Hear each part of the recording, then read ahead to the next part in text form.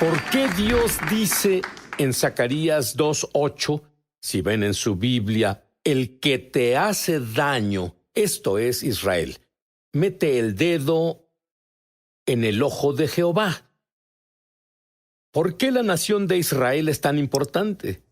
¿Por qué el pequeño Israel está en la portada de cada periódico en el mundo frecuentemente? ¿En qué país nació Jesús? ¿En qué país manifestó su reino? ¿En qué país murió, fue enterrado y resucitó? ¿A qué país va a regresar? ¿Qué país gobernará durante 1000 años? Israel. Israel es un milagro en muchas formas. El hecho de que solo exista el día de hoy es un milagro. El hecho de que haya personas judías el día de hoy es un milagro. Les explicaré por qué. Israel fue conquistado en 70 DC. Su templo fue destruido. Los judíos que sobrevivimos a este ataque fuimos dispersados por los 4 extremos de la tierra. Donde fuéramos siempre éramos perseguidos. Todo lo que les estoy diciendo fue anunciado por los profetas judíos en las escrituras judías, con anticipación. No debería existir ningún judío el día de hoy. Ninguno. Pero Dios, Jeremías 31, versículos del 35 al 36, dice: mientras existan el sol, la luna y las estrellas, existirá un judío en la faz de la tierra. Así es que en contra de todo, es uno de los grandes milagros que la tierra ha presenciado y no se han dado cuenta que las personas judías existimos como un pueblo distinto. En Romanos capítulo 11, versículos 28 y 29, desde el punto de vista de la voluntad de Dios, de la creación de su plan, ellos, refiriéndose a los judíos, siguen siendo el pueblo amado y querido por Dios. Por causa de los patriarcas, es por esto que por las promesas a los patriarcas, los dones de Dios y su llamado son irrevocables. Y Él nunca cambia su forma de pensar. A pesar de todas las cosas, el pueblo judío existe como un grupo étnico distinto. Pero no solo el pueblo judío, es más que eso. También es la tierra de Israel. ¿Por qué? ¿A quién pertenece la tierra de Israel? ¿Sabían que hay un dueño? No es el pueblo judío. ¿Sabían eso? ¿Sabían que hay un dueño? No son los árabes. ¿Sabían eso? Existe un dueño. Levítico capítulo 25, versículo 23 dice: Dios está hablando, la tierra es mía. Pero entonces, si tienes una propiedad, ¿tienes todo el derecho de alquilarla? ¡Claro que sí! Y en el Salmo 105 está el acuerdo de arrendamiento entre Dios y el pueblo judío. Los términos, si yo fuera un abogado, me gustaría presentarlos en la corte. Aquí están los términos de Dios. Dios dice que recuerda su pacto por siempre. ¿Por cuánto? Por siempre. En caso de que no lo entiendan, después dice que esto se lo ordenó a 1000 generaciones. Entonces, ¿qué tenemos? Por siempre. A 1000 generaciones. Y en caso de que no lo entiendas, esto es eterno. No solamente nosotros tenemos un pacto con el mismo Dios, cuyos términos son por siempre, pero también sabemos el tamaño exacto de Israel en un momento en el que el mundo quiere encoger a Israel. Dios dice, la tierra de Israel, como lo vemos ahora, debería ser al menos, y estoy siendo conservador, 10 veces más grande. Lo encuentras exactamente en Génesis capítulo 15, versículos del 18 al 21. Esto lleva a la pregunta, ¿por qué estas promesas realizadas a los judíos en Israel son tan importantes? Dios nos da la respuesta. Son importantes para ti, para mí, para Dios. Mateo capítulo 23, versículo 39 dice por qué estas promesas son tan importantes. Te digo a ti, este es Jesús hablando, te estoy diciendo a ti, no van a verme hasta que, esto es lo que los judíos dicen, Baruch haba b'shem Adonai, bendito sea el que viene en nombre del Señor. ¿Por qué es tan importante para Dios? El regreso de Jesús es tan importante para Dios, para mí, para ti. ¿Por qué esto es tan importante para el diablo? Porque él no quiere ver el regreso de Jesús. Ese es su final, su telón. Otra vez lleva a la pregunta: ¿cuál es el propósito de Dios en preservar a los judíos? Hagan esta pregunta a 10 cristianos. Muchos no podrán responderla. ¿Saben cuál es el propósito de preservar a los judíos? Voy a leerles esto. Que ellos, esto es Juan 17:21. ¿Quiénes son ellos? Había 2 grupos de personas en ese entonces, judíos y gentiles. Que todos sean uno. ¿Qué sucedería si el judío y el gentil fueran uno en el Mesías? Para que todo el mundo crea. ¿Creen que esto es importante? Que el mundo, en otras palabras, el cuerpo está incompleto sin los creyentes judíos en Jesús. El cuerpo está incompleto sin los creyentes gentiles en Jesús. El cuerpo del Mesías estará incompleto hasta que estos 2 grupos por los que Él murió y ama se conviertan en uno. No solo uno en asociación, sino uno en Él. Y entonces, esta sería la peor pesadilla del diablo. De hecho, no hay otra nación en el mundo a la que Dios haya hecho esta promesa. Voy a leerles esto. En el Salmo 122, versículo 6. Oren por la paz. ¿Conocen la palabra paz en hebreo? Shalom. ¿Conocen cuál es uno de los significados de Shalom? Unión. Oren por la unión de Jerusalén. ¿Ustedes saben cuál es la unión de Jerusalén de Israel? Judíos y gentiles, uno en el Mesías. Cuando ustedes oren por la paz, la unión de Jerusalén, el nuevo hombre al que Pablo se refiere en el libro de Efesios, lo conseguirán. Esto es lo que Dios dice. Prosperarán los que amen a Jerusalén. ¿Conocen al gran erudito hebreo llamado Derek Prince, que ahora está en el cielo? Definió la palabra en hebreo, prosperar. Él dijo que la palabra prosperar en hebreo significa paz en el corazón. Paz en el corazón. Entonces, oren por la unión de Jerusalén. Eso les dará paz en el corazón a los que Él ama. ¿Conocen a alguien que necesite paz en el corazón? Ahora, este es un dato bíblico. La gloria de los judíos va a marcar el inicio del mayor avivamiento, de la mayor cosecha de almas en la historia. Bien, ahora Dios quiere al creyente judío y al creyente gentil. Entonces, ¿cuál es el trabajo? La Biblia nos habla sobre este trabajo. ¿Lo sabían? Para el creyente judío, ¿saben qué trabajo tenemos que hacer? Evangelicen a los gentiles. Juan 4:22 dice, la salvación viene de los judíos. En los últimos días sabremos acerca de los 144,000 del libro de Apocalipsis. Todos saben de lo que estoy hablando. Pero en los últimos días, las personas judías serán grandes evangelistas, justo como Pablo en Zacarías 8:23 dice, así ha dicho Jehová de los ejércitos en aquellos días, son los últimos días, 10 hombres de todas las lenguas de las naciones. La palabra naciones significa gentiles. Dice, tomarán la prenda, esto es el talit o el manto de oración del judío. Dice, déjanos ir contigo, porque hemos escuchado La fe viene de oír. Hemos escuchado que Dios está contigo. Así que este es el trabajo de un creyente judío.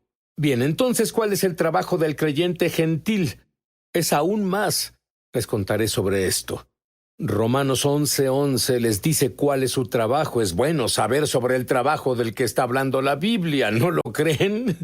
Entonces digo que ellos son el pueblo judío, tropezaron para caer de ningún modo, pero a causa de su caída, la salvación ha llegado a los gentiles, provocando a celos a todo el pueblo judío. Podríamos decir que el trabajo del creyente gentil se trata de caminar en tal grado de abundancia del Espíritu de Dios en su gloria y su presencia, que provoque los celos de todo el pueblo judío.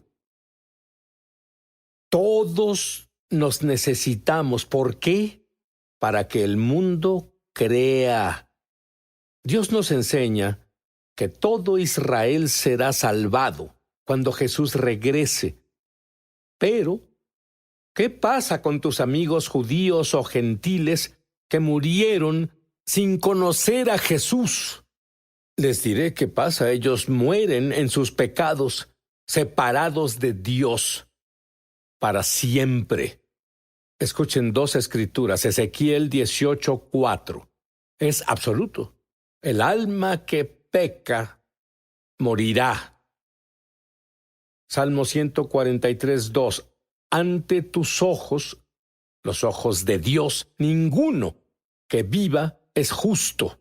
Y allí es donde está lo más maravilloso. En el año 70 DC el templo fue destruido. Bueno, si no hay templo, no hay sacrificio.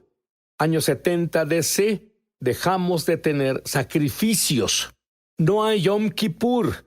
La única forma en que un judío cubre sus pecados, porque no hay ningún justo. Y si nosotros llegamos a cometer un pecado, moriremos. Significa estar separado de Dios para siempre. Entonces, ¿qué hacemos los judíos? Bueno, un famoso judío mesiánico llamado Juan tenía la respuesta. Estaba hablando de la Pascua. ¿Recuerden qué pasó en la Pascua con mi pueblo judío? Sacrificamos un cordero, colocamos la sangre en el marco de la puerta, así el ángel de la muerte no podía entrar a nuestro hogar. Cuando Juan vio al Mesías, dijo en Juan 1:29, miren, el Cordero de Dios que quita el pecado del mundo. Bueno, nuestros rabinos son muy inventivos. Nuestros rabinos reinventaron el judaísmo, pero la Torá dice que sin el derramamiento de sangre no hay expiación por el pecado, y el Talmud dice que no puede celebrar el Yom Kippur sin el derramamiento de sangre. Aquí está lo que la mayoría de los cristianos no sabe. Nos encontramos en lo que la Biblia llama la plenitud de los gentiles. Ahora, ¿por qué estoy diciendo esto? Porque la Biblia tiene dos razones. La primera, ¿por qué estamos en la plenitud de los gentiles? Es importante que todos lo sepamos. Lucas 21:24. Jerusalén va a ser pisoteada por los gentiles. En otras palabras, no será poseída por judíos hasta que los tiempos de los gentiles se cumplan. Otro milagro en un día.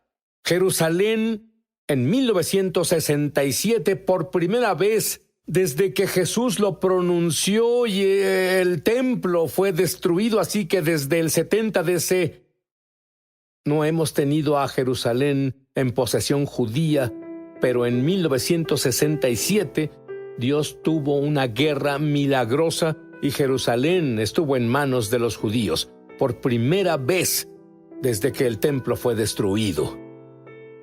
¿Qué significa esto? Significa que el tiempo final, el profético reloj del tiempo, empezó a caminar otra vez, pero no las horas, los minutos. Romanos 11:25. la segunda razón por la que estamos en la plenitud de los gentiles, porque no quiero, hermanos, que ignoréis este misterio, para que no seáis sabios en vuestra propia opinión, que la ceguera en parte porque hay algunos judíos que creen en Jesús ahora como yo, la ceguera en parte le sucedió a Israel hasta que la plenitud de los gentiles llegue. En otras palabras, cuando ves la ceguera desprenderse del pueblo judío, recuerda que Pablo de Tarso era ciego, no podía ver, pero cuando las escamas se cayeron, vio a Jesús. En los últimos años, personalmente he encontrado que la ceguera, las escamas en los judíos en referencia a Jesús se han desprendido. En los últimos años he realizado conferencias acerca de lo sobrenatural en centros de población judía en Ucrania, en Rusia y en Israel. 13,500 personas que son judías han hecho declaraciones de fe en los últimos años, más que nada en Israel. ¿Saben por qué? Los judíos necesitan una señal, un milagro. Esto es lo que la Biblia nos dice. Los judíos necesitan una señal, y cuando la gloria de Dios se presenta, señales y milagros ocurren. La gloria de Dios es lo que hace la diferencia. Esto nos lleva a la pregunta: ¿quién tuvo la gloria primero? Romanos 9:4 responde esto. A los judíos les corresponde la gloria, es la Shekinah.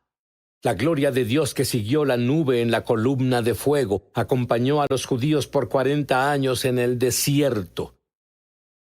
Ahora, es el Antiguo Testamento, sí. ¿Qué hay del Nuevo Testamento? ¿Quién recibió primero la gloria en el Nuevo Testamento? ¿Recuerdan el Pentecostés? En realidad es la fiesta judía Shavuot.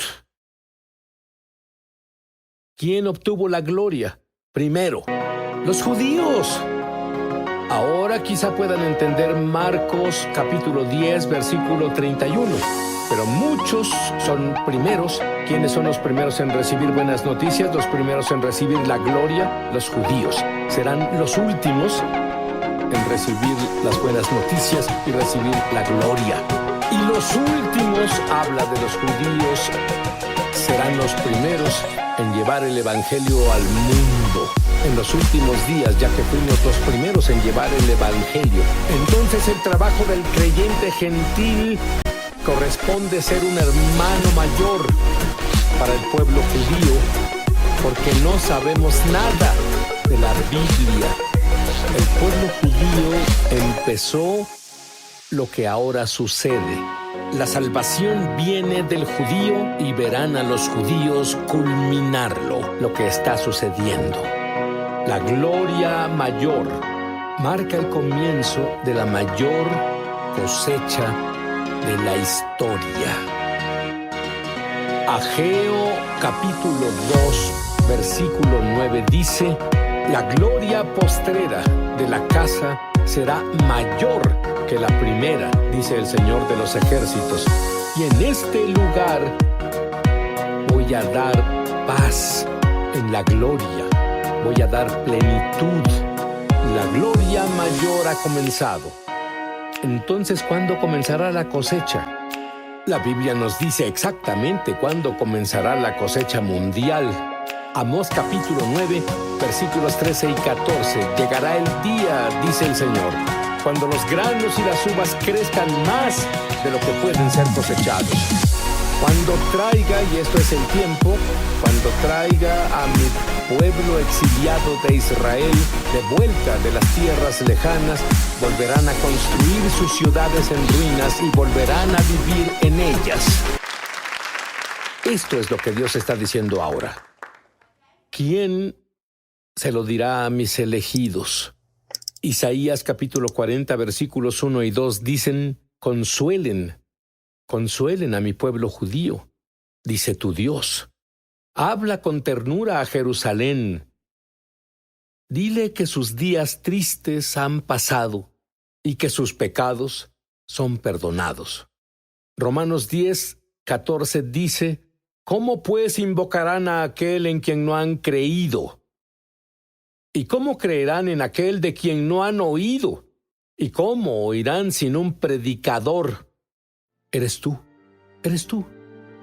¿Quién le va a decir a mis elegidos que sus días tristes terminaron? Hola, quería contarte algo. ¿Sabías que puedes ver este y otros videos en nuestro canal de YouTube?